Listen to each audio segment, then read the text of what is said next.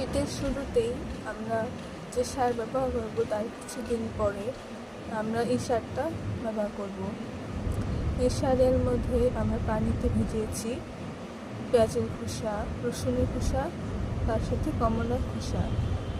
ফলে vitamin C, তারপর কীটনাশকের কাজ করে হচ্ছে আমরা যদি মাটির মধ্যে থাকা দ্রবীভূত অণুজীব এবং ব্যাকটেরিয়া দমনকারী, ক্ষতিকারক ব্যাকটেরিয়া দমনকারী যে উপাদানগুলো আছে তা দমন করতে সাহায্য করে পেঁয়াজ এবং রসুনের খোসা। আপনারা এটা শীতকালে ব্যবহার করবেন, এছাড়া গ্রীষ্মকালের শুরুতেও ব্যবহার করতে পারবেন। শিকড়ের পাশে এভাবে কম্পোস্ট সার তৈরি করবেন। অনেকের সময় থাকে না, এটা গ্রীষ্মকালে করতে পারবেন। শীতকালের জন্য উপযোগী সবজির